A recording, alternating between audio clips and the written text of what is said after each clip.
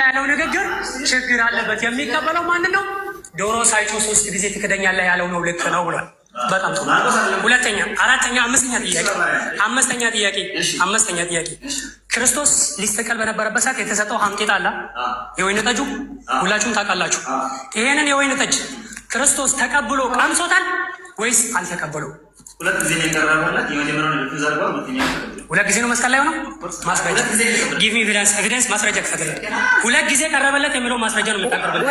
ወንጌላቶች ስለ ታሪክ የሚያወሩት ስለ ሀምጤት የተለያየ ዘገባ ነው የሚዘግቡት። ክፈትልን ማስረጃ፣ ክፈትልን ማስረጃ። ችግር የለም እንከፍታለን። ምዕራፍ 15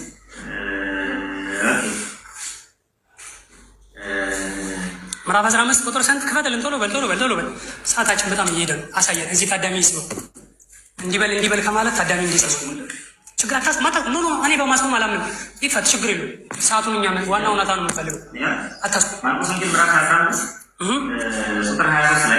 ቁጥር 23 ላይ የወይን ጠጅ እንዲጠጣ ሰጡት፣ እርሱ ግን አልተቀበለም። ይሄ መቼ ነው? ገና ሳይሰጥ ከዛ በኋላ ይቀጥልና እንደዚህ ይላል። ሌላኛው የቱ ጋር? እዛው ቁጥር ስንት? ቁጥር 34 ላይ ከዛ ቁጥር 35 ላይ በዚያ በቆሙ ሰዎች ሰምቶ ነው ያስንተራል አለ። አንዱ ሮጦ ሆናቴ በሰነግ ሞላ በመልካም አድርጎ ተው ኤልያስን ሊያወርደው ይመጣል እንደሆነ እነሆ እንዲህ እያለ አጠጣው። የጥያቄያችን እኮ የጠየቅን እኛ እኮ ማርቆስ ወንጌል ላይ ሁለት ቦታ ተጽፏል ወይስ አልተጻፈም ሳይሆን ስለተሰጠው ሀምጤታ ክርስቶስ ተቀብሎታል ወይስ አልተቀበለው አይደል ጥያቄያችን። መለስኩ እኮ ወዳጅ፣ አነበብ ሰዓት ሰጥቼሃለሁ፣ አንብበሃል፣ ተረጋጋ። አንብበሃል፣ ሰዓት ሰጥቼ እድል ሰጥቼ አንብበሃል። አሁን ተረጋጋ።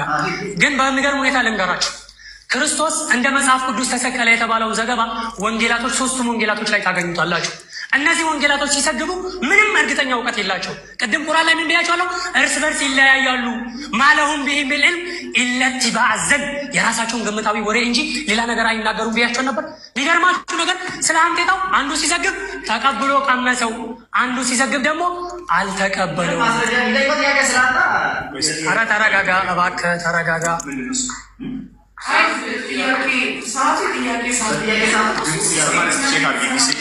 መሀል ላይ እንዳትገቡ እባካችሁም። በዚህ በኩል እስካሁን በእኔ በኩል ምንም ድምፅ አልመጣም።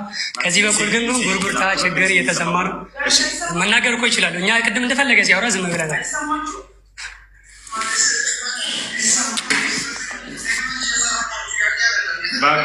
እዛ ላለው አስተያየት ነው የምታቆሙኝ።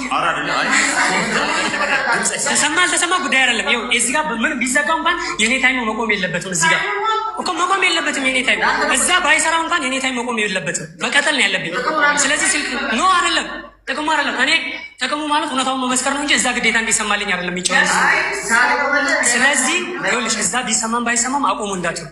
እዛ ችግራችሁን መቅረፍ ነው እንጂ ሲስተም ያለውን እዚህ ግን የኔን እንትን ውይይት አቁም። እኔ ቅድም ስለ እኔ እዚህ አቁም አልልም። ለምን የእሱ ሰዓት ነው። ገብታችኋል? መሀል ላይ እንዳትገቡ እባካችሁ።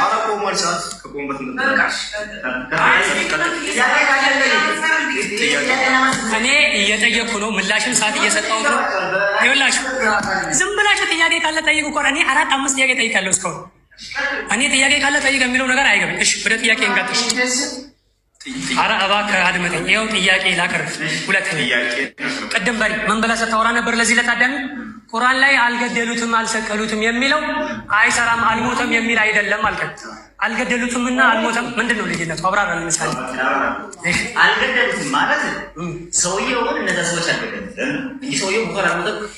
ስለዛ አልተገደለም ከተባለ ደግሞ ሊትራሊ ሰውየው አልተገደለም። ጥሩ አብራርቷል። አረዳዱን ሰምታችሁታል አይደለ? እንደዛ ነው። እሺ እንዳንተ አረዳድ እንምጣ። አማርኛ እንደው በጣም አልገደሉትም አልሰቀሉትም የሚለው መሞቱን አለመሞቱን አያመለክትም ካልክ ቁርአን ውስጥ ላይ ከ114ቱ ሱራ አንድ አንቀጽ አውጣና ክርስቶስ ሞቶ የሚል ማስረጃ ታሳየናለህ። ሱራ 3:55 እናውጣው። ይሄው ልብ በሉ አንብብልን አንዴ ሱራ 3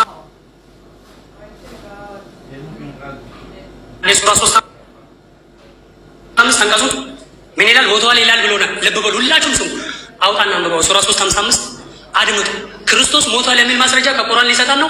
በሪ በጣም እውነተኛ ሰው ነው። እኔ ከባይብል አንድ ቃል አልጨምርም፣ ግን እንዴት ቃላትን ጨምሮ እንደሚያነብ ላሳያ።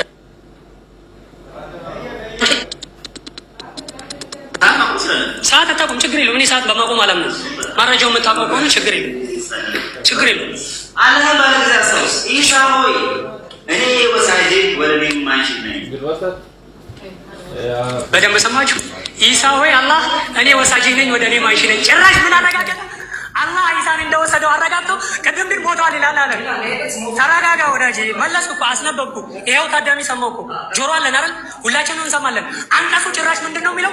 ኢሳ ወደ እኔ ወሳጅ ነኝ እንዳለው ኢየሱስን አላህ እንደወሰደውና ከጠላቶቹ እንዳነሳው እንጂ የሚያረጋግጠው ሞቷል የሚል አንድ አንቀጽ ራሱ ቁርአን ውስጥ የለም። ከ114 ሱራ ቁርአን ውስጥ ላይ ሞቷል የሚል አንድ አንቀጽ ወይን አንድ ቃል እንኳን ካወጣ ይኸው ድጋሚ ሊሸልመው ለበሪ የለም። በ114 ሱራ ላይ ካለኛ ለምን ሸውዳሉ? ሰው እኮ አይን አለው አይደል? ጆሮ አለው አይደል? ሁላችንም መስማት ማየት ማንበብ እንችላለን። ለምን እናንተን አታልላችኋለሁ? ሞቷል የሚል ቃል ካለ ለምን እከራከራለሁ? የለም። ይሄ በሪ ቅድም ለእናንተ ሞቷል የሚል ቁርአን ውስጥ ላይ አለ ሲል የነበረ። ኧረ ተረጋጋ እባክህ፣ በኔ ተራት። ኧረ ተረጋጋ እባክህ በሪ፣ ተረጋጋ እባክህ በሪ። ልለመነ እኔ እኮ ማስረጃ እስኪታነቡላ ሰዓት አልጠቀምብህም፣ አንበብ ብዬ ነው የምተው። እሺ በጣም ጥሩ። ሁለተኛ እኛ ሙስሊሞች የምንከተለው የሰዎችን አቋም ነው ቁርአንን ነው። ቅድም ስታወራ የነበረው ምን ማለት ነው? ቁርአን ናቸው። ምክንያቱም ሙፈሲሮች ሐዲስ ካለ ቁርአን በራሱ ባይጻፍ ሙፈሲሮች ምንድን ናቸው? የቁርአን አብራሪዎች ናቸው። ማብራሪያ የሚሰጡ አካላቶች ናቸው። በጣም ጥሩ። መጽሐፍ ቅዱስን ያብራሩ ሰዎች ሁሉም ልክ ናቸው? በሪ መለስልና ሁሉንም ትቀበላል? ያብራራ ሰው ሁሉም ተመሳሳይ ማብራሪያ ከሰጡና ትክክለኛ ነው ከመጽሐፍ ጋር አብሮ ሄደው ትክክል። ምን አለ መሰላችሁ? ቃል ሲጠቀም ምን አለ? ተመሳሳይና ትክክለኛ ማብራሪያ ይዞ ከመጡ እቀበላለሁ አለ። ልክ ያንተ ጭንቅላት እንደዛ እንደሚረዳው እኛ አንድ ሙፈስር የከሌ እንደዛ ብሏል ብለን ስንባል ሳይሆን የምንቀበለው ትክክለኛ ማስረጃ ይዞ ከመጣ እንቀበሏል። ለምን? በማስረጃ ነው። ቅድም መግቢያ ላይ ምን ብያችሁ ነበር? ቁል ሃቱ ቡርሃነኩም ኢንኩንቱም ሳዲቂን። ትክክለኛ ከሆናችሁ ለምታወሩት ንግግር ማስረጃ ይዛችሁ ነው በላቸው። ስለዚህ ማስረጃ ይዞ ከመጣ እቀበላለሁ፣ ካልመጣ አልቀበለውም። በሪ ግን ምን አለ? እከሌ የሚባል ሰው እንዲህ ብሏል። እንደዛ ቢሆን ኖሮ እምነት ሰዎች ስንቱን ያምኑ ነበር። ይሄ ግልጽ የሆነ እውነት አለ። አሁንም እንቀጥል። በሪ ቆይ ተረጋጋ። ሊጠይቀው እኮ ነው በሪ አንድ ነገር ነገር በክርስቶስ ስቅለት ዙሪያ ላይ ወንጌላቶች የተለያየ ዘገባ አላቸው የላቸው? ምን ማለት ነው? በጣም ጥሩ። ወንጌላቶች ስለ ክርስቶስ ስቅለት ዙሪያ ላይ ሲዘግቡ ቅድም ምን የሚል ቃል ተጠቅመ ነበር? ተመሳሳይ ከሆነ ነው የምንቀበለው ብሎ ስለ ሃይማኖት አባቶች እንኳን ወይንም የሚያብራሩ ሰዎችን ከመጡ ተመሳሳይ ከሆነ ነው የምንቀበለው ብሎ መስፈርት አስቀምጦ ነበር አይደል? ይሄንን መስፈርት ለወንጌላቶች ተጠቀመውና ተጠቀመው። ተመሳሳይ ካልሆነ ወንጌላቶች ስህተት ናቸው ማለት ነው። ልብ በሉ። እሱም ቅድም ለሚያብራሩ ሰዎች ተመሳሳይ ማስረጃ ካላመጡ አልቀበልም፣ ካመጡ እቀበላለሁ ነበር አይደል? ተረጋጋ ወዳጄ። እኔ እኮ እየጠየቅኩ ነው በአደባባይ። ይህ ሰው እኮ እየሰማ ነው። እኔ ከተሳሳትኩኝ እኮ አድማጭ አለ። ተረጋጋ እንጂ እየጠየቁ ቀጥል አትበለኝ። እየቀጠልኩ ነው። መልሰሃል። ቅድም ያስቀመጥከው ራሴ ለታዳሚ ግልጽ እንደሆን ዘንዳ አንድን ማስረጃ የምንቀበለው ተመሳሳይ ትክክለኛ ዘገባ ከሆነ ማስረጃ ካለው እንቀበለዋለን አይደል? ወንጌላቶችን ግን በዚህ ከፈተሻችኋች ቅድም እንዳልኳችሁ ስለ ሀምጤጣው ብትመጡ የተለያየ ነው። ስለ ሰዓቱ ብትመጡ የተለያየ ነው። ስለ ጲላጦስ እንደውም አንዱ ላይ ሲዘግብ ወደ ወህንም ወደ ሞትም ቢሆን ስትሄድ እከተልሃለሁ አለ የሚል ነገር ይኸውላችሁ። ይኸው አያንም ይኸው በእኔ ሰዓት ሲያወራ ተመልከት። ጠይቄህ ነው እየተናገርኩ ያለሁት። ጥያቄ ጠይቄ ካለው ግልጽ እኮ ነው። ስለዚህ ይኸውልህ በሪ ተረጋጋ፣ በጣም ተረጋጋ እንጂ እኔ ስሜት አይበላቸው። እኔ ሰዓቴ እንደፈለገ ቤት ችግር የለብኝም፣ ግን ተረጋግታ እኔ ስጠይቄ ከመለስኩ በኋላ እኔ ለማውራወሬ ማለት ይበቃ። አንተ ስጠይቀኝ እኮ እኔ መለስኩ ተው ስትለኝ እተዋለሁ አይደል? ቅድም ተው በቃ ስትለኝ እሺ ብዬ ነው ዝም የሚለው ይፈራል። በጣም እና ገና እየጠየቁ እኮ ነው። በጣም ገና አሁን የሚጠይቀህ ጥያቄ ምንድን ነው? ወንጌላቶች የክርስቶስ ንግግር ናቸው አይደለም? ወንጌላቶች ወንጌል የክርስቶስ ንግግር ነው አይደለም? ወንጌል የሚለው ኢየሱስ ማለት ነው። ወንጌል ምን ማለት ነው አላልኩም? ጥያቄ ወንጌል የተባለው ወንጌል ኢየሱስ ንግግር ነው አይደለም? ወንጌል ውስጥ ኢየሱስ ተናግሮ ሐዋርያቱ ሰይጣን ተናግሮ። በጣም ጥሩ። አሁን ሌላ ያልጠየቁት ጥያቄ መለሰ። ወንጌል ውስጥ ወንጌል የኢየሱስ ንግግር ሳይሆን የሐዋርያት የሰይጣናት ንግግር አለ ብሎ ተረጋጋ። ጥያቄ ጠየቁት። ይኸውልህ እባክህ ጥያቄ ጠይቄሃለሁ፣ ተረጋጋ። እባክህ ተረጋጋ። ታዳሚ ያለ ተረጋጋ። ሰዓት ለመጨረስ አትታገል። ሰዓቱ ይለቅ፣ እኔ ችግር የለብኝም፣ ግን እዚህ ያለው ታዳሚ ንጹህ ነታ ነው የሚፈልገው እኮ። እኔ ይቁምልኝ አላልኩም። ጥያቄ እኔ አጭሩ ጥያቄ ወንጌላዎች የወንጌል ንግግር ወንጌል ላይ ያሉ በአጠቃላይ የክርስቶስ ንግግር ናቸው አይደሉም ነው አይደል የጠየቁት?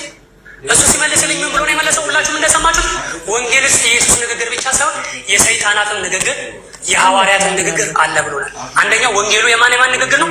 የክርስቶስ የሰይጣን። አረ ወደ ቁርአን አትይ፣ ተረጋጋ እባክህ። አሁን ስሜታዊ የሆነ ነው ወደ ሰይጣን ተፈለገ መንገድ ይኸውልህ። አንደኛው ነገር ቁርአን ውስጥ እኔ ጠይቄህ ነው የመለስከው ብለሽ እየተናገርኩ ነው። አንተ ግን ስሜታዊ ሆነ ወደ ቁርአን ዘላ እየገባ ነው። አይዞህ፣ እንዲህ መጨናነቅ አያስፈልግም። ምክንያቱም ማሰብ ያለብን የሚያደምጠን ሰው እንዴት ይረዳናል ነው እንጂ ለምን ተነካው አይደለም። ስሜታዊ አንሁን። እኔ እኮ ቅድም ገና ምላሽ ሳልመልስ ተው ስትለኝ የተነኳለሁ አይደል? ስለዚህ ለምን ትጨናነቃለህ? ቁርአን ውስጥ ላይ የማን ንግግር አለ ከጠየቀኝ መጣብሃለሁ። ግን ወንጌል የማን ንግግር ነው? የእነዚህ የአራቱ የስብስብ ንግግር ነው። እንዲህ ከሆነ ክርስቶስን በወንጌል ላይ ዲያብሎስ ተራራ ላይ ሲያወጣው፣ ተራራ ላይ ሲሰቅለው፣ በዛ ሰዓት ላይ ሲያስጨንቀው በነበረው ሰዓት መዝሙረ ዳዊት የነበረው 91 ላይ የነበረውን ጥቅስ ለክርስቶስ እንደሆነ ዲያብሎስ አምኗል አላመንም? አምኗል። በጣም ጥሩ። ይህ ጥቅስ ክርስቶስን ክፉ ነገር እንዳይነካውና እንደማይሰቀል መላእክት እንደሚጠብቁት መዝሙር በዳዊት ትንቢቱን ተናግሯል አልተናገረም? መላእክት ጠብቋል፣ ክፉ ነገር አይነካም አላለም? በዳዊት መዝሙር ክፉ ነገር ምንድን ነው? ቆይ ልንገርህ አንዴ ወዳጅ የተረጋጋ። ክፉ ነገር ምንድን ነው? ሰዓቴ ስላለቀ ችግር የለም። በስናት ጨመርለስ ጨመርለም